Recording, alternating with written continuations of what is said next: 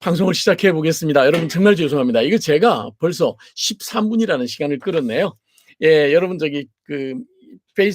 페이스북에 좋은 사진이 요즘 다니고 있어서 여러분께 지난 시간에 보여드린 거지만 이게 아마 우리 작가님, 우리 페이스북의 친구이신 작가님이 전시회를 하면서 전시했던 작품이더라고요. 예, 너무 갖고 싶은 그런 작품이기도 합니다. 그래서 여러분께 먼저 보여드리고 시작하려고 조금 전에 프린트했는데 저걸 프린트할 때까지는 또 문제가 없었어요. 잘 프린트 되더라고요. 그러더니 갑자기 그 방송 시작 5분 전에 상대편 변호사가 막 급한 걸 뭘 보내와서 우리 의뢰인에게 보내고 의뢰인이 서명해서 가져와서 제가 또 서명하고 스캔해서 다시 PDF 만들어서 보내고 뭐 이렇게 하는데 갑자기 또 프린트가 안 되는 거 있죠. 여러분, 조민 씨의 최근 근황입니다. 세상이 뭐라 그래도 우리의 딸 조민 씨는 일단 잘 지내고 있습니다. 그래서 너무 고맙기도 하고요. 그렇습니다. 여러분, 오늘은 정말 여러분께 드리고 싶은 얘기가 너무 많은데 그 중에 우선 첫 번째는 그 파리아멘트리 프리빌리지라 그래가지고 한국에서도 요즘 국회의원들의 면책 특권에 대한 얘기가 많죠. 그런데 정말 마음에 안 드는 거는 민주당에 무슨 또 위원회가 하나 만들어졌더라고요. 아니 대한민국 정치는요 뭐 제대로 가는 게 없어요. 뭐 툭하면 무슨 대책위원회, 뭐 아니면 무슨 위원회 해가지고 정치하고 전혀 상관없는 외부 사람을 데려다 놓고 자기 정당의 목줄을 갖다 맡겨요. 꼭 보면 이건 민주주의를 전혀 모르는 그런 사람들의 아주 무지한 행동 같습니다. 정당이면요 정치를 하는 집단이잖아요. 그러면 정치를 하는 집단이 일을 그동안 그렇게 해왔다면 그러면 당연히 그 정치 정당이 자신들의 운명을 결정하고 방향을 잡아 나가야죠. 그런데 뭐 툭하면은 말이야 첨학 당사 쳐놓고 엎드려서 절하고 한 번만 봐주세요 이따위 구걸이나 하고 그따위 자신 없는 정당은 정치에서 퇴출되어야 된다고 저는 생각을 합니다. 그런데 최근에 뭐 민주당에서 또 무슨 위원회 뭐 이런 걸 하나 만들었는데 그쪽에서 하는 얘기가 국회의원의 불체포 특권을 없애도록 하겠다. 그 얘기를 듣는 순간 저렇게 정치를 모르고 무지한 사람을 아니 그런 사람들에게 민주당의 운명을 맡기면 어떻게 하는가 이런 생각이 들어서요. 어떻게든 왜냐하면 여러 정당이 있지만 민주당 외에는 아직도 희망이 없어서 민주당의 마지막 정을 두고 있는 입장에서 민주당이 하는 꼴이 진짜 마음에 안 듭니다. 그래서 파리아멘트리 프리빌리지에 대해서 오늘 잠깐 좀 얘기를 해보려고 합니다. 이게 왜 잘못된 생각이냐면요. 우선은요. 영국의 1600년도에 존 왕하고 그다음에 귀족들 사이에 딜이 붙었죠. 그래서 마그나 카르타가 서명이 되었잖아요. 그때부터 물론 뭐 그 이후에 이제 그 법률가들이 해석을 했지만 이거는 귀족과 왕 사이의 계약이 아니라 왕과 영국 시민들 사이의 계약이다. 이렇게 지금 이제 그 마그나 카르타가 인정을 받고 있죠. 그래서 시민들의 권리, 시민권을 인정을 하기 시작했다는 거죠. 그래서 시민의 대표를 가지고 하원을 만들었어요.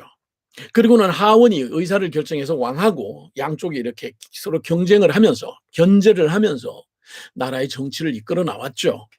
그런데 어디든 힘이 있는 인간들이 있기 마련이죠. 그래서 그래도 옛날에 왕들이 시민들의 권리를 인정하면서도 그거는 마지못해서 자신들이 힘이 없어서 그런 거고요.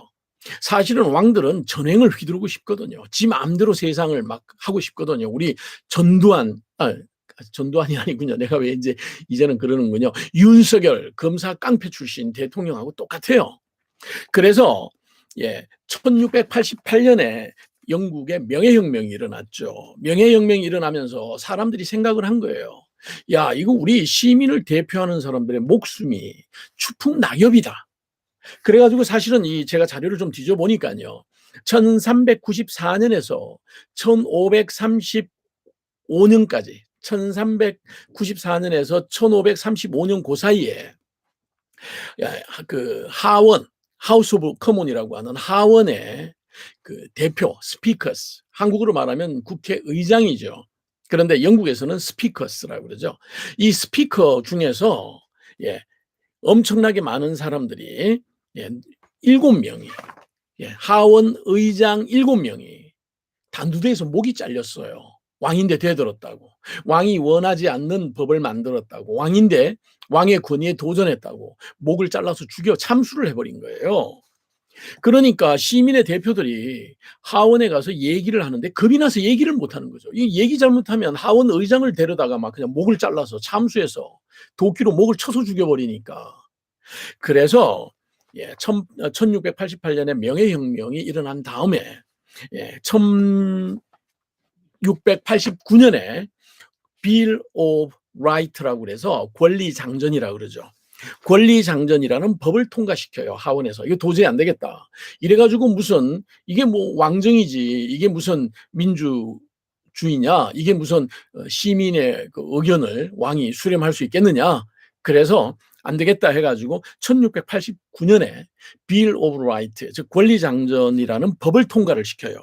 이 법에서 뭘 인정하느냐 하면은 하원의 프리빌리지, 파리아멘트리 프리빌리지라고 그래요. 예, 그러니까 하원의 또는 상하원의 면책 특권을 통과시켜요.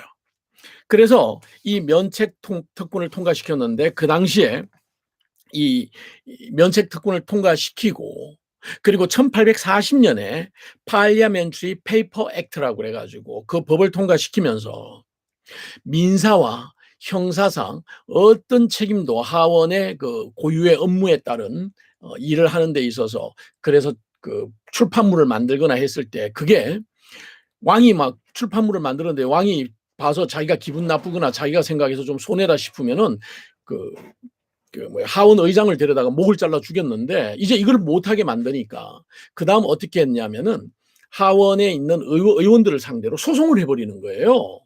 소송을 해서 막 파산을 시켜버리고 형사상 소송을 해가지고 막 지금 우리 대한민국처럼 기소를 해버리고 하니까 하원 의원들이 또는 상하원 의원들이 의원으로서 국민을 위해서 시민권을 위해서 뭔가 일을 좀 해보려고 하면 옛날에는 죽음이 두려워서 그래서 1689년에 권리장전을 통과시켜서 못 죽이게 딱 막아놓고 하원 의원들은 면책 특권이 있다. 하원에서 무슨 얘기를 하더라도 하원에서 어떤 내용을 자기들이 그 매니지먼트를 하기 위해서 하원의 운영을 위해서 어떤 결과를 내더라도 이거는 손대지 마라 하고 법을 통과시키니까 그 다음은 왕이 어떻게 하느냐면은 이 상하원 의원들을 상대로 소송을 하기 시작하는 거예요. 네가 국가에 손해를 입혔다. 네가 왕의 재산에 손해를 입혔다. 그 다음은 또 하나는 뭐냐면 그 형사법이 적용이 되는지 안 되는지를 찾아가지고 형사법을 뒤집어 씌우는 거예요. 네가 뇌물죄를 받았다. 네가 법률을 어겼다. 이러면서 상하원 의원들을 막 무차별로 기소를 해버리고 무차별로 소송을 해가지고 파산을 시키고 막 한 거죠. 그러니까 이 상하원 의원들이 참다 안 돼서 1840년에 파리아멘트리 페이퍼 액트라는 걸 통과시켜서 민사상 형사상 국회에서 일어난 상하원에서 일어난 일로 또는 그거에 의해서 만들어진 출판물이나 이런 걸로 인해서 어떠한 소송도 못하도록 면책특권을 또 통과시켰어요. 그게 바로 영국에서 시작된 국회의 면책특권입니다. 그 면책특권을 통과를 시키고 나니까 그 다음은 뭐를 가지고 물고 늘어졌냐면은 명예훼손으로 이제 괴롭히는 거예요. 상하원 의원들이 그 상하원 회의에서 왕에 대해서 왕이 이렇게 하니까 나쁘다. 왕은 이거 잘못했다. 왕이 지금 이렇게 하는 거 이거는 시민의 권리를 침해하는 거다 하고 막 떠드니까 왕이 그 다음은요. 민사소송도 어렵고 형사소송도 어렵고 하니까 그 다음은 어떻게 하느냐면은 명예훼손으로 걸어버리는 거예요.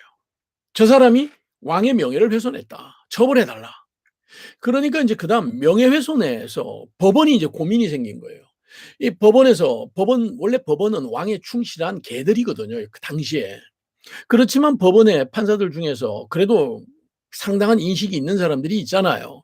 그래서 이 사람들이 생각하기에 뭐라고 얘기했냐면은 1689년에 권리장전하고 1840년에 파리아멘트리 페이퍼 액트에 의하면 상하원 의원들은 면책 특권이 있다. 그래서 이 면책특권은 명예훼손에도 적용이 된다. 그래서 명예훼손에서 absolute privilege라고 해가지고 그 면책특권이 이거는 무조건적인 절대적인 면책특권이 있다 해가지고 예, 명예훼손을 못하게 했어요. 그러고 나니까 그 다음 거꾸로 그럼 왕만 그러면 명예훼손의 대상이 아니냐? 모든 공인들은 다 absolute privilege가 있는 거 아니냐? 모든 공인들에 대한 명예훼손은.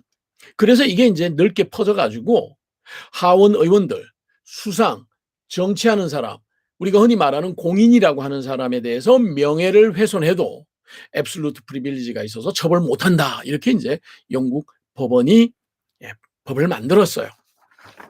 그래서 영국 법원의 그 판례에 의해서 요즘은 명예훼손, 이제 뭐 마지막 남은 게 명예훼손인데 도저히 absolute privilege에 의해서 말리스가 없으면, 여기서 말리스는 뭐냐면은 의도적으로 그 사람을 괴롭히려고 하는, 거짓을 가지고 괴롭히려고 하는 말리스가 없으면 처벌하지 못한다라는 게 오늘날 영국 법원의 명예훼손에 따른 판례예요. 그렇지만 상하원 의원들은 parliamentary privilege라고 해서 역시 면책특권이 있는데 그 면책특권은 민사상, 형사상 그들이 국회에서, 의회에서 한 얘기에 의해서 또는 거기서 만들어진 출판물에 의해서 그 행동에 의해서 처벌하지 못한다. 이렇게 되어 있죠. 그래서 우선 국회의원들이, 영국으로 말하면 하원, 상원 의원들이 어떤 특권을 가지고 있냐면 첫째, 프리덤 오브 스피치가 있어요. 회기 중에 어떤 말을 해도 그 말한 걸 가지고 절대 괴롭힐 수가 없어요. 전부 다 면책이 됩니다. 그러니 국회에서 뭐라고 얘기를 했다고 해서 그걸 가지고 공격하면 안 돼요. 그런데 국회 회기하고 상관없이 다른 어떤 모임을, 커미티 모임을 갖는데 예를 들자면은 영국의 모든 정당이 가입하는 인권위원회 같은 게 있어요. 영국 의회에. 이 인권위원회가 모여서 뭔가를 얘기를 하려고 하는데 이 인권위원회의 얘기 중에 왕을 욕하는 얘기가 있을 수 있어요. 그러면 이 인권위원회는 그 인권위원회에서 그 사람들을 초빙해서 얘기를 하고 했을 때 거기에 그러면 그 면책특권이 있느냐? 있어요. 그래서 영국은 의회에서 정해놓은 커미티가 있어요. 그 커미티에 나와서 얘기하는 사람들은 그 내용에 대해서만은 면책특권을 부여받아요. 그런데 그 면책특권을 항상 부여받는 커미티가 아닌 의회에서 몇몇 사람들이 모여서 또 다른 커미티를 하나 만들었어요. 그런데 이 커미티에서 지금 국가 정책에 대해서 신랄하게 비판을 하고 방향을 잡아나가려고 그래요. 그런데 이 커미티는 면책특권에 등록된 커미티가 아니란 말이죠. 그런 경우 어떻게 하면 되느냐면 그 면책특권을 결정하는 커미티가 있어요. 거기다가 신청을 해요. 우리가 이번에 이런 커미티에서 이런 연사들을 모시고 이런 얘기를 하려고 합니다. 그런데 이걸 가지고 분명히 권력이 있는 현 권력자들이 공격을 할 것 같으니 면책특권을 부여하여 주십시오라고 얘기를 하면 의회에서 그 커미티에서 면책특권을 부여해요. 이렇게 면책특권을 부여받은 커미티는 그 커미티 모임에서 어떤 얘기를 해도 그 안에서 일어난 얘기나 그 안에서 일어난 얘기를 페이퍼로 만들어서 제출한 서류들, 예를 들어서 뭐 여러 가지 서류가 있겠죠. 이런 것들은 전부 다 면책특권에 해당이 됩니다. 그 다음은요, 이 국회의원들, 상하원 의원들이 또 어떤 특권이 있느냐면 immunity from legal action이라고 그래서 어떠한 법률적 소송도 당하지 않을 수 있는 면책특권이 있어요. 아까 전에 말씀드렸죠. 민사나 형사소송을 핑계로 의원들을 괴롭히면 안 돼요. 못하게 막아놓고 있습니다. 지금 대한민국에 최강욱 의원만 하더라도 지금 형사소송에 지금 걸려 있잖아요. 이런 건 사실은 국회에서는 말이 안 되는 얘기들입니다. 그래서 immunity from legal action이라고 하는 게 있고요. 세 번째는 뭐냐면 protection from arrest, 체포에서부터 면책을 받습니다. 불체포 특권이 있어요. 의원들은. 그래서 불체포 특권이 있는데 여기 보면은 parliamentary session이라고 그래서 의회가 열려있는, 국회가 열려있는 기간이라든지 또는 다른 일 때문에 뭔가 뭐 해야 되고 여행도 가야 되고 사람을 만나러 가야 되고 했을 때 그 사람을 어떤 이유로든 체포하면 안 되게 돼 있고요. 그다음에 access to information이라고 그래서 이 하원 의원들은 또 상하원 의원들은 한국으로 말하면 국회의원들은 모든 정보를 다 볼 수 있는 권한이 있어요. 그래서 내가 왕의 자료를 내놓으라고 했을 때 왕이 이 금방진 놈이 어떻게 감히 내 개인적인 자료를 내놓으라고 하고 그 의원을 괴롭힐 수가 없어요. 그 의원이 내놓으라면 내놔야 돼요. 왜냐하면 시민을 대표하는 사람이기 때문에.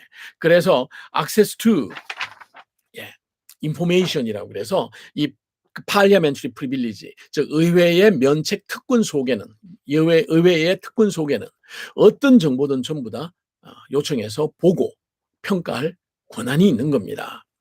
그 다음에는요, control over internal affair라고 그래가지고 이 하원 상원들은 자체적으로 어떻게 운영을 해나갈지 자체적인 규범을 만들어요. 왜냐하면 법이 따로 없기 때문에 규범을 만들고 야 우리는 이건 이렇게 하자. 그 다음에 뭐 저기 선거는 이렇게 하자. 다수결은 이렇게 하도록 하자. 그 다음에 우리끼리는 뭐 월급은 어떻게 하도록 하자. 이런 걸 국회가 스스로 결정을 하죠. 그 부분에 대해서는 정부가 일절 간섭을 못하게 합니다. 이렇게 5가지의 프리빌리지가 있어요. 특권이 있어요. 다시 한번 말씀드리지만 무슨 말을 하더라도 국회의원들은 면책이 됩니다. 그 다음은요. 어떤 법률에 대해서도 일단 면책이 되니까 바로 소송을 하거나 이런 걸 못하게 되어 있고요. 그 다음에 불체포 특권이 있어요. 절대 체포하면 안 됩니다. 그 다음에 국가가 운영되는 모든 정보를 다 보거나 요청해서 보거나 확인하거나 할 수 있는 권한이 있습니다. 그리고 국회 자체의 역할에 대해서는 외부에서 뭐 예를 들자면 법무부가 뭐 아니면은 뭐 행정부가 아니면은 뭐 감사원이 이래라 저래라 얘기를 못하게 되어 있습니다. 그런데 대한민국은 지금 바로 이 국회의원들의 그 면책 특권을 국민들에게 야 그거 나쁜 거야. 그래서 국회의원들이 시금방지고 그래서 국회의원들이 국회의원 된 다음에 온갖 범죄를 다 저지르는 거야. 국회의원들의 그 특권을 전부 다 없애야 돼. 라고 선동을 하는 사람들이 있어요. 예, 어떨 때는 그런 마음이 들어요. 아, 그죠? 어떻게 국회의원이 말이야. 맨날 바람 피고 말이야. 국회의원이 자동차 주유비라 그러면서 지는 서울에 있는데 차는 부산에서 기름 넣고 말이야. 뭐 이런 속상함이 있죠.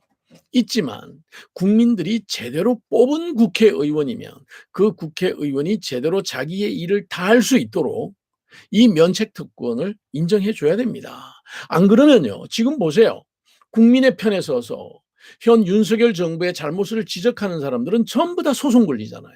하다못해 명예훼손 소송까지 걸려요. 하다못해 법무부 장관이라는 놈이 소송을 해요. 여러분 이거 못하게 되어 있는 겁니다. 원래. 예, 물론 이제 현대 사회로 오면서 워낙 뻔뻔스러운 국회의원들이 많아지니까 국회 자체가 우리가 이렇게 가지고 있는 이 특권을 좀 내려놓자. 그래가지고 10일 같은 경우에 그 범죄 행위가 파렴치에 해당이 되는 경우 돈을 갚아야 되는데 안 갚았다. 자동차 벌금을 내야 되는데 교통법규 어겨서 벌금을 내야 되는데 안 냈다. 이런 거는 그 사람의 도덕성에 견주어 처벌하자. 그래서 국회가 아예 그냥 그 사람의 그 국회의원 권한을 박탈해버리고 그리고 나면 이제 그 다음 처벌이 되겠죠. 이런 방법으로 자기들 스스로 깨끗해지려고 하는 노력을 합니다. 그렇지만 외부에 있는 우리가 국회의원을 잘 뽑아야죠. 좋은 사람, 정말 국민을 대변하는 사람, 대변할 수 있는 사람을 찾아야죠. 그런데 그런 사람을 뽑지 못하고 이상하게 우리가 남이가 막 이래가면서 국회의원 같지도 않은 인간들을 뽑아놓고는 뒤에 와서 불체포 특권 없애자. 그죠? 그 다음은 프리덤 오브 스피치를 없애자.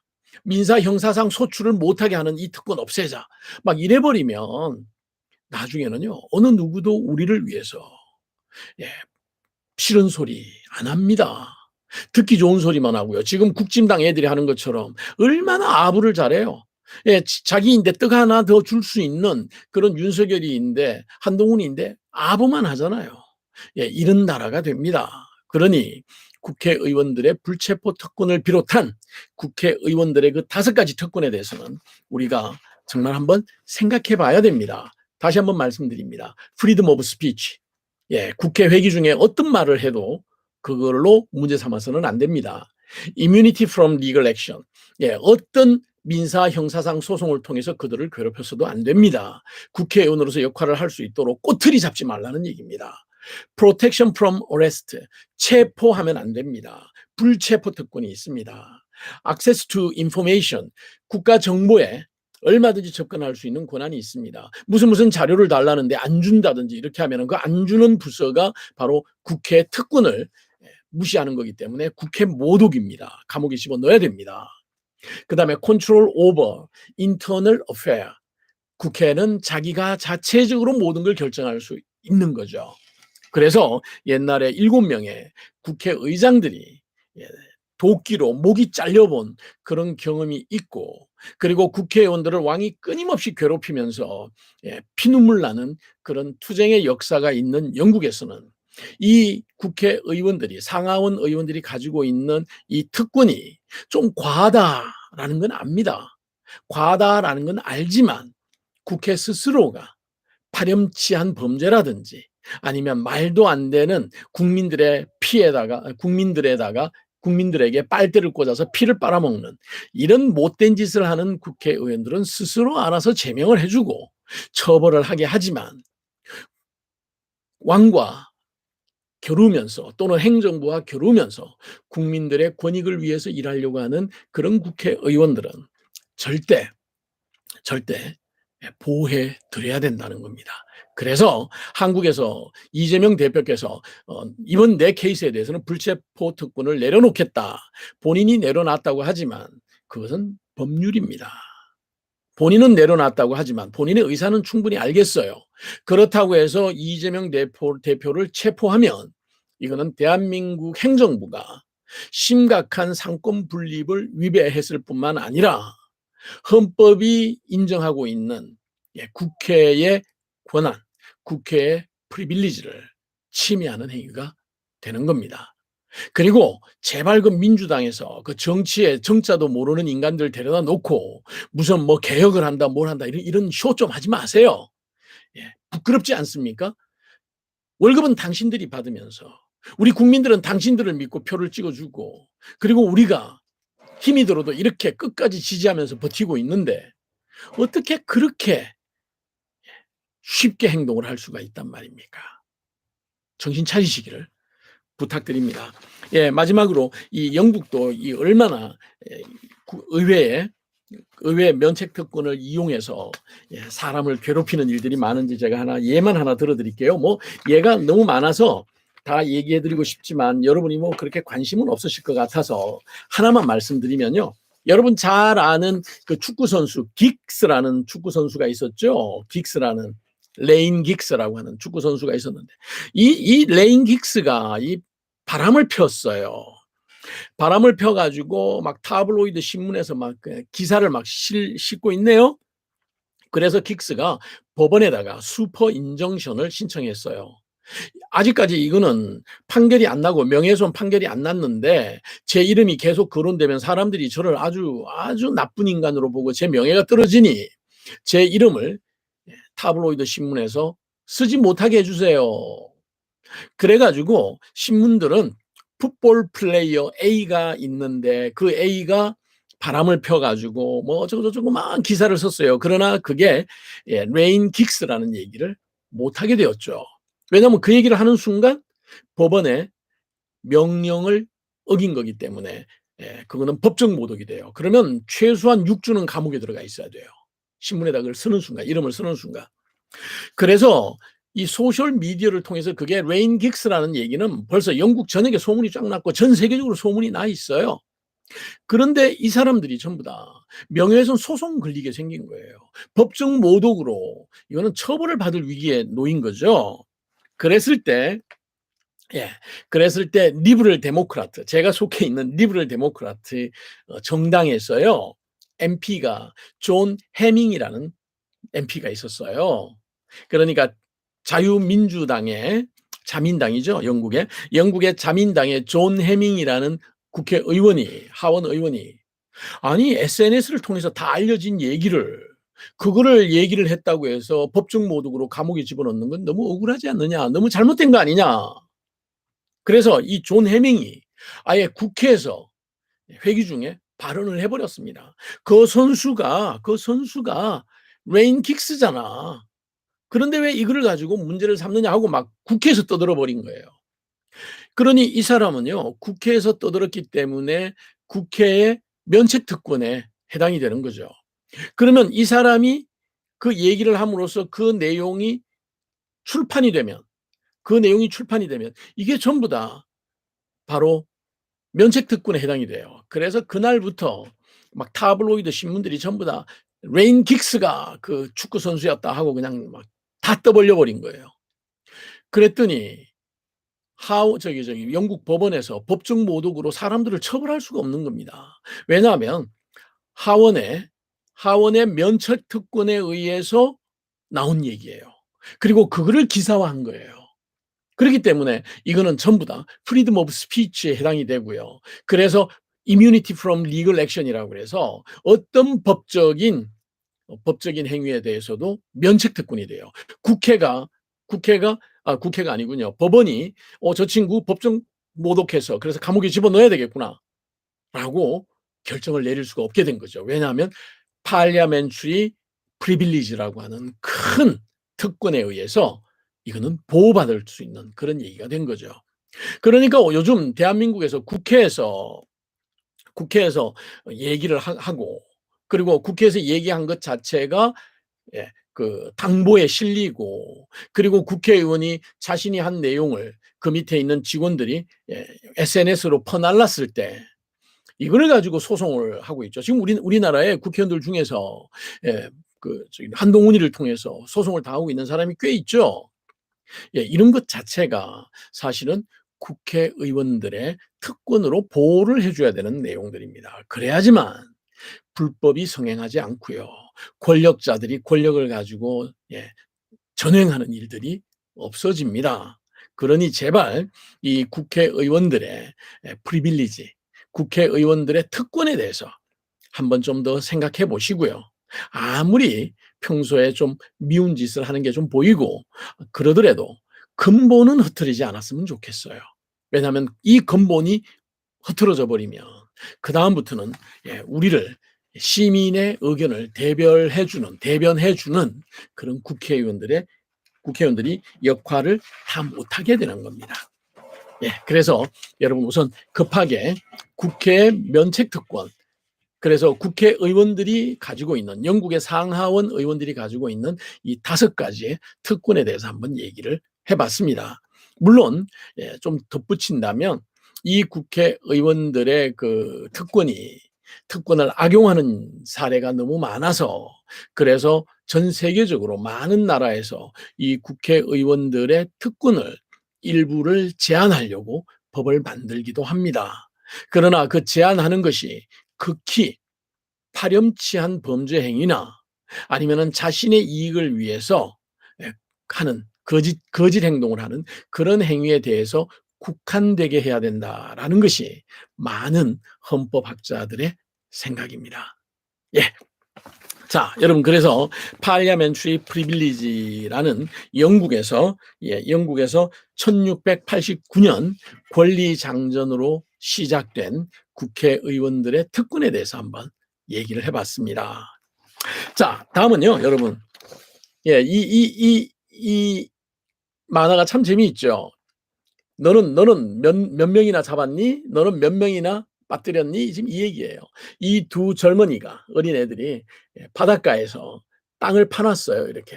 그랬더니 이렇게 핸드폰 보는 사람들이 앞도 안 보고 걸어가다가 빠졌어요. 여기 지금 보세요. 지금 몇 사람이나 빠졌나. 여기도 지금 빠졌죠. 이 사람도 곧 빠질 것 같죠?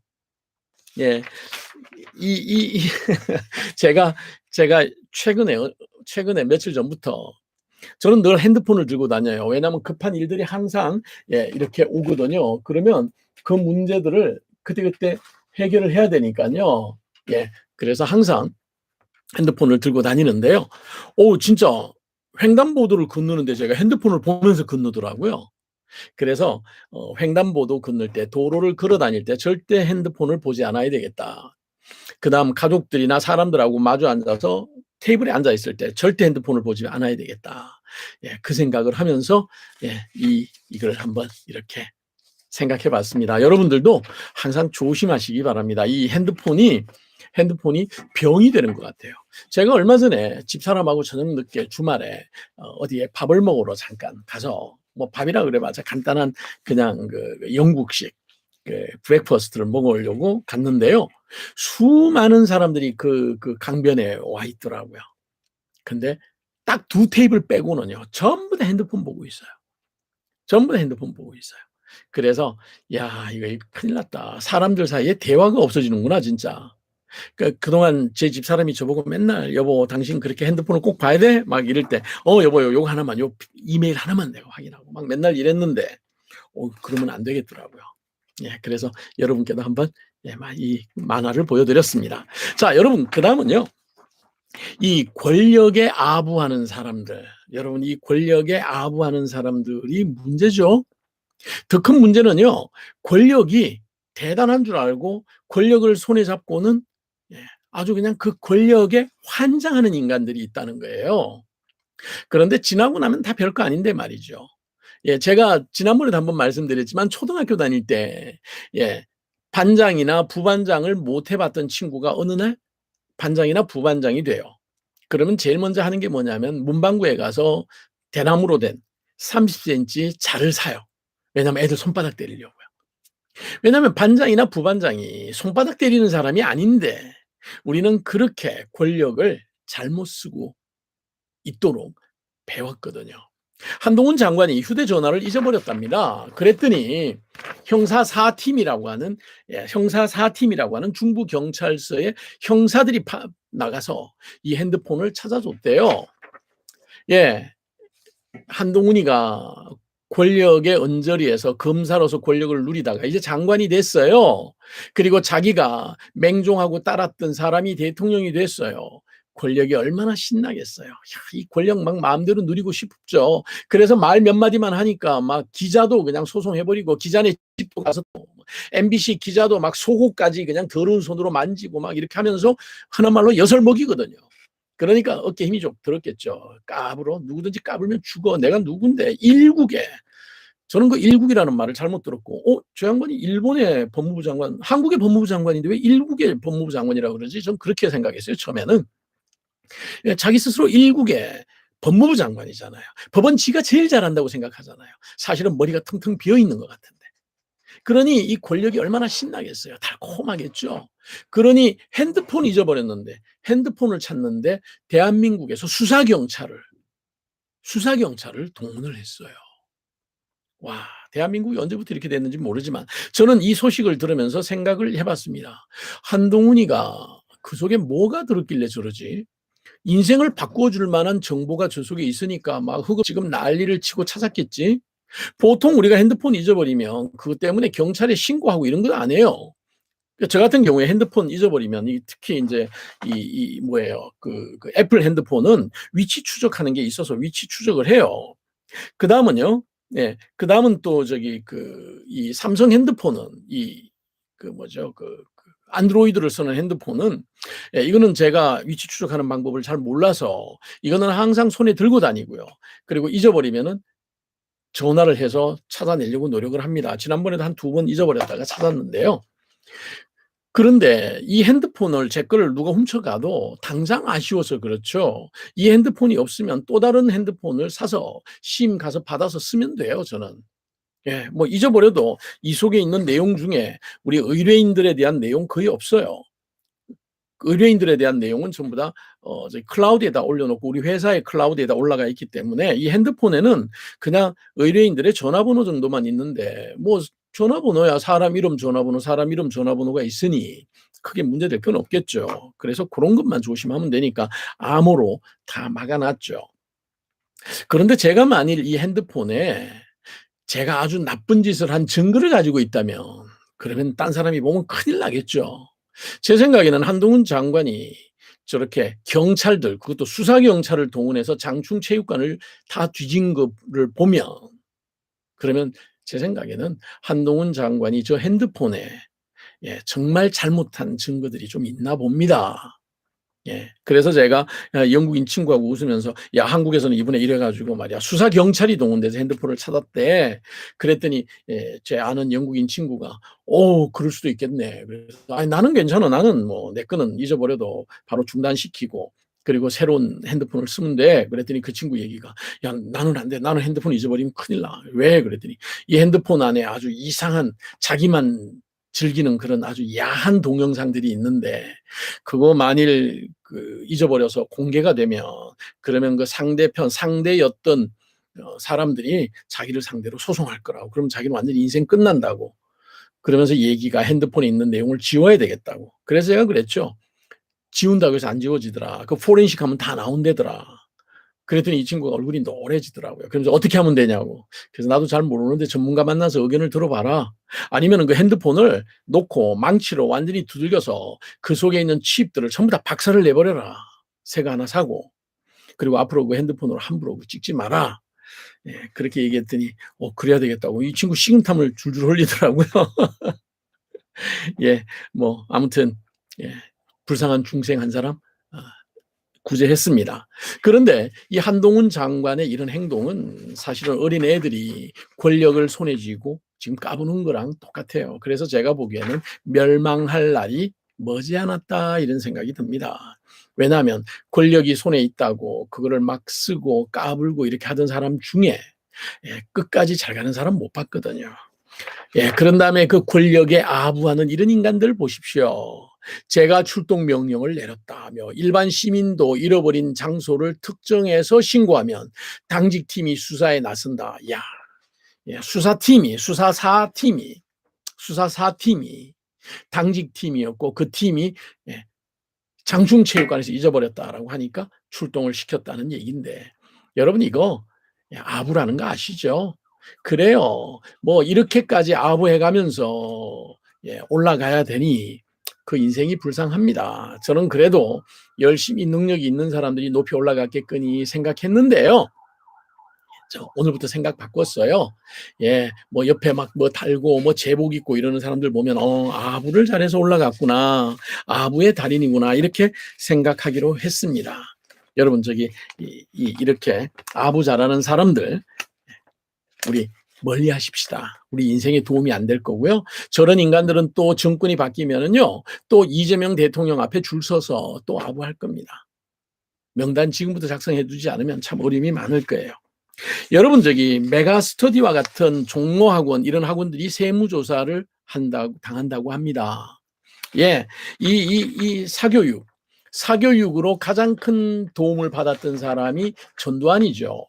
제가 대학교 1학년 올라갈 때 저는 대구의 찌질이도 가난한 빈민촌에서 살았습니다. 그러다가 대학에 가면은 그래도 과외해서 먹고 살 수 있겠지 해가지고 대학을 서울로 올라갔는데요. 대학을 서울로 올라가자마자 전두환의 5.18이 있었고요. 그리고 난 다음에 전두환이 대통령이 되더라고요. 그러면서 제일 먼저 국가 보위, 비상계엄 뭐 이런 거를 발표를 하대요.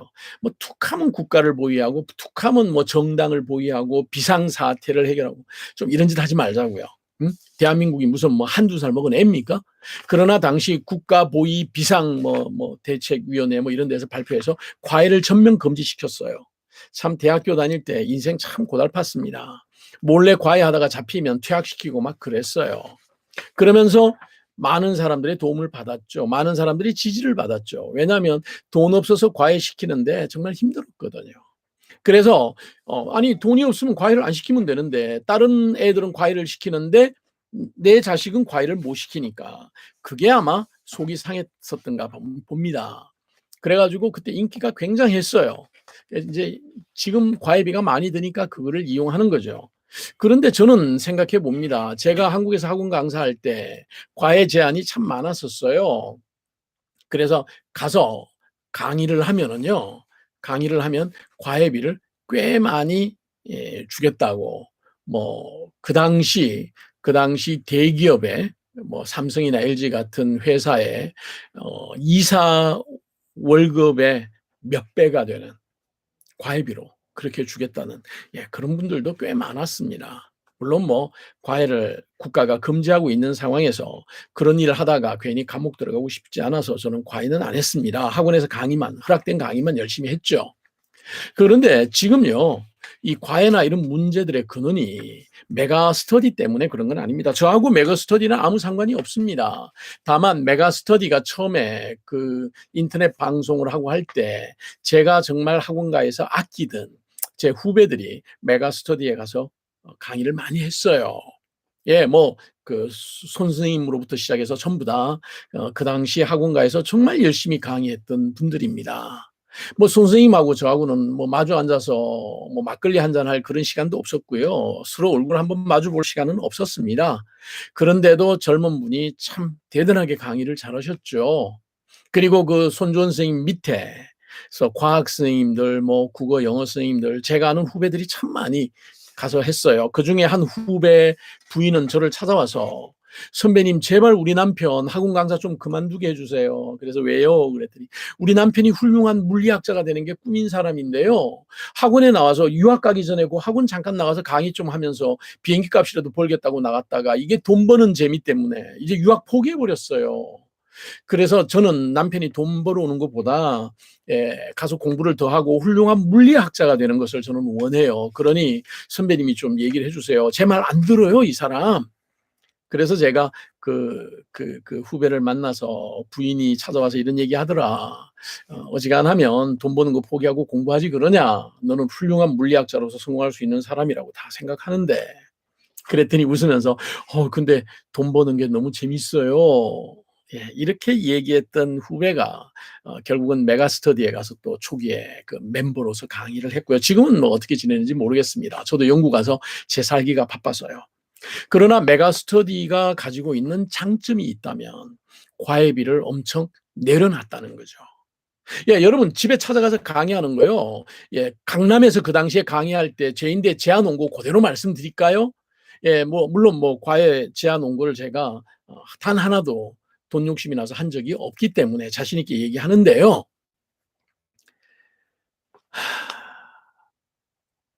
그 당시에 1분에 10,000원씩 계산을 해주겠답니다. 60분 강의하면 60만 원을 주게 돼요. 초기에. 예, 보통 2시간 강의하면은요, 120만 원을 주겠대요. 아니, 과외라는 게 어디 하루 가서 한 번만 하고 오는 겁니까? 일주일에 한두 번씩 끊임없이 가잖아요. 그러면 그 한 가정이 일주일에 가서 딱 한 번 가서 1시간 반 정도 강의를, 예, 일주일에 2번 하면 3시간이죠. 그죠? 일주일 3시간에 한 달이면 4주니까 12번 하잖아요. 그 12번 하면은요, 그게 제한된 금액이 1,500만 원이 돼요. 여러분, 그런 과외를 부자들은 했어요. 강남 사람들은 했습니다. 그 돈을 쓰기가 좀 그런 사람들은 그다음 학원으로 내보냈고요. 학원도 제가 강의하던 강남 데일학원이나 이런 데는 서울역 데일학원은 단과학원이 그 당시에 한 과목을 들으면 2만 원이었는데요. 강남 데일학원은 그거에 한 서너 배 비쌌죠. 그래도 강남 데일학원은 굉장히 싼 학원이었어요. 강남의 보습 학원들은요, 25만 원, 30만 원, 70만 원, 75만 원 했어요. 그런데 과외를 하면은요, 1,250만 원씩 이렇게 했습니다. 이게 바로 옛날 그 과외예요. 그런데 이 메가스터디가 나와서 그런 과외를 없애버렸거든요. 뭐냐면, 예, 인터넷으로, 인강이라고 하는 인터넷으로 강의를 들을 수 있게 했단 말이죠. 그리고 과외비가 일반 서민들도 과외를 할 수 있을 만큼 좋아졌어요. 그런데 세무조사인데요. 왜요? 여론이 필요하거든요. 예, 물론 종로학원, 대성학원, 정일학원, 뭐 옛날에 이런 학원들 끊임없이 정치 헌금하는 거 알고 있습니다. 옛날에도 많이 했어요. 지금은 하는지 안 하는지 모르겠습니다. 한 20년 전에는 했어요. 그래서 어떤 국회의원들과 줄을 대고 있고 뭐 어떤 당 대표랑 줄을 대고 있고 이게 학원에서 좀 그래도 이렇게 강의 열심히 했던 사람들에게는 다 알려져 있고요. 종종 학원에 그런 사람들이 하고 원장 선생님이 식사하러 가시면서 김 선생 같이 가지 이러고 따라간 적도 몇 번 있고요. 거기서 알았어요. 와, 이렇게 유명한 사람들도 실제로 만날 수 있구나. 예, 학원이 그런 정도였던 적이 있습니다. 그러나 제가 보기에는 지금은 그렇다고 생각하지 않습니다. 그래서 제 생각에는 지금 이 세무조사하고 하는 것은 대한민국이 얼마나 타겟이 되면 위험한 나라인지, 누구든지 새로운 기술, 안트로프레니오라고 하는 그런 어떤 그 사업가의 정신을, 창의적인 정신으로 새로운 비즈니스를 할 수 있는 길을 그 무지한 정치인들이 막고 있는지를 보여주는 겁니다. 옛날처럼 과외를 하면은요, 부자들은 전부 다 좋은 대학에 들어가요. 왜냐하면 과외비만 강남에서 제일 잘 나가는 선생님들을 불러다가 제일 비싼 과외비 주면서 강의를 받았으니까요. 그리고 그 강남에서 제일 잘 나가는 선생님들이 할 수 있는 강의라는 건 몇 사람으로 딱 제한이 돼요. 그러니 그 몇 사람의 소수의 부자들의 2세들만 그 기쁨을 누렸죠. 지금은요, 인터넷을 통해서 뜻이 있는 사람은 전부 다 공부를 할 수 있게 되는 겁니다. 그 사람들이 돈을 얼마씩 버느냐 안 버느냐, 이거는 그 사람들이 문제예요. 그 사람들이 세금 내고 벌면 돼요. 그게 자본주의잖아요. 그러나 이게 국가가 세무 문제를 가지고 특정한 기업가들을 괴롭힌다는 것은, 이것은 앞으로 우리가 생각해 봐야 될 잘못된 내용입니다. 예, 뭐 제가 학원 강사 출신이라 이렇게 학원 강사들에게 편을 드는 게 아닌가 오해하시지는 말았으면 좋겠습니다. 여러분, 이 언론들의 말이라는 것, 사람들의 말이라는 게 얼마나 잘못된 건지, 정작 김어준은 몇 억씩 버는데 그 그림자 속에서 고통받는 TBS 직원들 뭐 했어요? 그렇게까지 정치에 의해서 고통을 받을 때 왜 김어준 따라서 못 나갔습니까? 예, 요즘 보니까 김어준 씨 따라서 나간 사람들, 특히 유미리 씨 얼굴을 보니까 활짝 폈대요. 그래야 하고 싶은 얘기하면서 얼마나 자유롭게 얘기합니까? 뭘 TBS에서 눈치 보면서, 서울시장 눈치 보면서 그렇게 앉아 있어 놓고 지금 와서 고통받는, 아니 그 정도 각오 안 했어요? 그동안 김어준 씨 때문에 잘 먹고 잘 살았던 거 아닙니까? 예, 교통방송 아마 그 당시였으면 없어져야 될 방송이었지만 김어준 씨 때문에 걔나마 수명을 연장했던 겁니다. 저는 그렇게 생각합니다. 예, 말 잘못하고 있어요. 문재인 간첩이라는 걸 국민 70%가 몰라라고, 예, 박윤환 경찰제도 발전위원회 위원장이라는 인간, 검사 출신이래요. 아니, 문재인이 간첩이라고 얘기를 해버리면 대한민국 국민들을 무시하는 거잖아요. 대한민국 국민들이 문재인 대통령을 대통령으로 뽑았는데요. 그럼 대한민국 국민들은 전부 다 무식한 인간들이에요? 간첩도 판별 못하는 사람들이에요? 저는 문재인 대통령이 대한민국이라고 하는 민주공화국을 이롭게 하는 간첩이라는 건 저는 확신합니다. 예, 합니다. 그러나 제가 보기에는 이 박윤환은 일본 매국 세력을 대표하는 간첩인 것 같아요. 간첩도 어느 쪽 간첩이냐에 따라 다르죠. 대한민국을 이롭게 하기 위해서 간첩 활동을 한다. 우리 국민의 입장에서는 박수를 쳐야죠. 일본을 이롭게 하기 위해서 일본의 간첩 활동을 한다. 이거는 우리 36년의 치욕스러운 일제강점기를 겪었던 국민으로서 치욕스러운 일이죠. 그런 간첩은 되고 싶지 않습니다. 그런데 툭하면 말을 저렇게 함부로 해요. 내 생각에, 나의 이 비좁은 소견으로는 문재인이 북한 간첩이었던 것 같다, 뭐 이렇게 얘기하면 명예훼손에 빠져나갈 길들이라도 있으니까 다행이겠지만, 이거는 명예훼손이에요. 문재인 간첩이라는 걸 국민 70%가 몰라. 예, 70%의 국민들은 지금 화가 나요. 아니, 나를 그렇게 무식하다고 얘기하는 거야? 이게 뭐야 진짜, 박윤환이라는 이 인간은. 예, 현재 뭐 대한민국에 있는 윤석열과 그 주변에 있는 사람들의 수준이 다 그렇죠 뭐. 예, 여러분, 추미애 의원님이 하신 얘기예요. 조국 출마 비난 반인간적이다. 뭐든 조국 탓이야. 그래요. 지들이 180석이 된 게 조국 장관님의 희생 속에 된 거 아니에요? 그런데 조국 탓하고 있어요. 지금도 마찬가지예요. 조국마저 없었으면은요. 그래요. 조국하고 이재명 둘만 싹 끄집어 내버리면 민주당 저 되돌아보지도 않고 포기해요. 그렇죠? 고마운 줄 모르는 그런 인간들이네요. 예, 여러분, 제가 시작할 때 한 13분 정도의 시간을 엉뚱하게 쓰는 바람에 여러분들하고 얘기할 주제가 하나 남아 있는데 그 내용을 얘기를 못하고 끝을 내게 되네요. 뭐 이거는 저쪽 후쿠시마에 관한 얘기니까 여러분들이 더 잘 아실 거라고 보고요. 마지막으로 우리 정의수 변호사님의 페이스북 얘기를 잠깐 여러분께 말씀드리고 끝내겠습니다.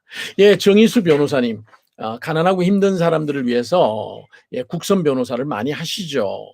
그리고 그 쌍둥이 아들, 딸과 그리고 첫째 딸 셋을 데리고 재밌게 사시면서 예, 그 페이스북에 많은 글을 싣는 분입니다. 이분이 오늘 페이스북에 조금 전에 잠깐 아침 새벽에 봤더니 법원에 재판하러 와서 걸어가는 중에 모르는 사람으로부터 맞았습니다. 경찰에 신고하고 정신 차리고 재판에 들어갔는데 그 사람은 계속 법원 내에서 뭔가 문제를 일으키고 있는 것 같습니다. 크게 다친 건 아니지만 아직도 얼얼합니다. 신변 보호를 위해 아는 변호사님이 법원에 올라와 주셔서 저를 데리고 법원에 나와 주셨어요. 얘기인데요. 예, 사실은 이 변호사라는 직업이 그렇게 좋은 직업은 아닙니다. 그러나 소신껏 예, 올바른 법의 적용을 위해서 노력할 수 있는 예, 그런 직업입니다. 그래서 저도 제가 변호사라는 영국에서의 변호사라는 사실에 굉장히 자부심을 가지고 행복하게 살고 있습니다. 그런데 정의수 변호사님처럼 저렇게 변호사를 괴롭히는 정의수 변호사님처럼 저렇게 괴롭힘을 당하는 변호사님들이 의외로 많아요. 예, 저도 영국에서 하이힐을 신은 그 여자분이 붕 떠서 막 2단 옆차기로 앞에 있는 여성 변호사의 등을 그냥 하이힐로 내리 찍는, 그래서 그 여성 변호사가 막 쓰러지는데 철제 의자 쪽으로 막 쓰러지는데 제가 그분을 받아서 철제 책상 그 의자에 부딪히지 않도록 그렇게 해드린 적이 있습니다. 예, 소송에서 지면 열받죠. 어떤 이유로든 화나죠. 화나면은 예, 변호사를 공격합니다. 그런데 변호사를 공격해서 여러분 얻는 게 뭐가 있습니까? 저도요. 예, 김상열 목사님 명예훼손 소송 예, 승소했어요. 그래서 그 상대편 이 누구지? 그 친구인데 갑자기 이름이 생각이 안 나네요. 그 친구인데 10만 파운드 정도 한 2억 정도를 지금 받아야 되는데, 그러고 나니까 이 친구가 재빨리 일본으로 도망을 가더니 한국 강남 경찰서에 김인수가 소송 사기를 쳤다. 아니, 소송 사기라는 게 어디 있어요? 법원의 판결이 잘못됐으면 항소하면 되잖아요. 항소 신청했다 거절되고요. 다 끝났어요. 영국 법원을 그렇게 못 믿는단 말입니까? 그런데 소송 사기를 쳤다. 거기다가 또 한국 경찰이 또 전화해가지고 김인수 씨세요? 예. 한국에 오셔서 조사를 받으셔. 아니 왜요? 소송 사기를 치셨다면서요. 어떤 사기죠? 그런 신고가 들어왔습니다. 아니 이보시오. 내가 영국의 변호사인데 영국 법정에서 변호사로서 역할을 다 했습니다. 그리고 영국 법원에서 판결이 났고요. 그걸 가지고 소송 사기라 그러면 어떻게 합니까? 그러면 영국에서 한국인을 상대로 소송해서 그 한국인이 지면 영국에 있는 변호사는 전부 다 소송 사기로 한국 가서 조사받아야 되겠네요. 뭐 우리는 내용을 잘 모르고. 아니 그러지 않냐고. 사실을 확인해보고 전화해야 되는 거 아니냐고. 당신이 지금 김인수 그러니까 한국인이고 그냥 뭔가 그런가 본데 저 영국에 등록된 변호사입니다. 그리고 법정 행위를 했고 재판에서 변호사로서 참여해서 재판에서 이겼어요. 필요하면 제가 판결문 보내드릴까요? 판결문 보내드렸어요. 예, 대한민국 경찰들이 앞뒤 생각 없이 행동하는 일들이 많은데요. 예, 이 재판도 마찬가지예요. 변호사는요, 최선을 다해서 의뢰인을 위해서 일을 해야 됩니다. 그리고 재판에서 졌을 때는 두 가지죠. 영국에서는 재판에서 졌을 때는 그쪽이 잘못해서 졌습니다. 그러니 억울하면 항소하십시오. 항소하십시오라고 얘기를 해요. 한국에서 재판에서 졌으면은요, 그래요. 억울한 일이 있겠죠. 판사들이 정관 예우로 그랬을 수도 있고요. 그러나 변호사를 공격하는 것은 그렇게 온당치 못한 일입니다. 예, 뭐 변호사가 잘못했습니까? 정의수 변호사가 뭐 잘못해서 그런 건 아니잖아요. 그죠? 그래서 이렇게 변호사를 공격하고 하는 이런 바보짓 하지 마십시오.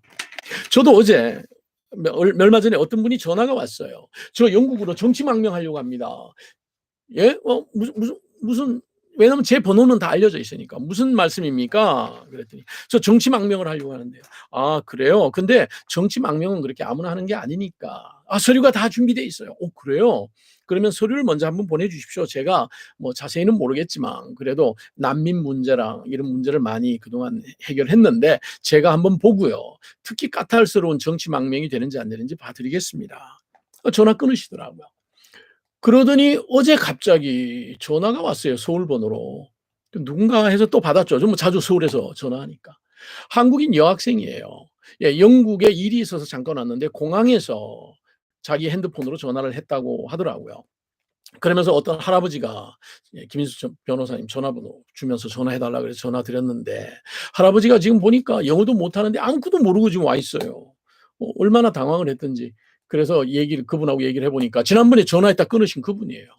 그래서 일단은 그러면 제가 지금 소송 때문에 바빠서 그러니까 뉴멀던으로 좀 보내주십시오. 어디 가서 버스를 이렇게 태워드리면 됩니다. 그 여학생이 고생고생해서 뉴멀던에 도착을 했는데 마침 제가 뉴멀던에 나가서 3시간을 기다렸어요. 금방 안 오시더라고. 시간 맞춰서. 그래서 기다려서 그분을 만났어요. 그럼 물어봤습니다. 영국에 오신 목적이 뭡니까? 대한민국의 민주주의가 그런 얘기 하지 마시고 영국에 오신 목적이 뭡니까? 여행 오셨습니까? 아니면 지난번에 얘기하신 것처럼 정치적인 망명을 신청하기 위해서 오셨습니까? 어떻게 오셨습니까? 정치 망명 때문에. 그러면 정치 망명을 해야 된다고 본인이 믿으시는 이유가 뭡니까? 서류가 있고. 아니, 서류 보여주지 마시고 우선 간단하게 얘기해 주십시오. 혹시 정치적인 이유로 박해를 받으시거나 생명의 위협을 느끼시거나 아니면은 정치적인 이유로 감옥에 들어갈 수 있는 그런 지금 위협을 느끼십니까? 그거는 아니고 아시잖아요. 김인수 씨가 민주화를 위해서. 아니요. 저는 민주화를 위해서 일하는 거 없어요. 그냥 제가 방송하면서 영국 법률을 전달해 드리는 거죠. 그런데 왜 정치적인 망명을 하셔야 되는지 그 이유를 좀 잠깐만 얘기해 주세요. 그랬더니 윤석열이랑 저 인간들이 나쁜 놈이야. 그래요. 그 인간들이 나쁜 놈이라는 거는 대한민국 국민들 중에서 절반은 알고 있는 내용이에요. 그러나 그것 때문에 내가 영국에 정치적인 망명을 하겠다라고 하면 영국 정부가 안 받아줍니다. 그러니 정치적인 망명을 하시려고 하는 이유만 알려주십시오.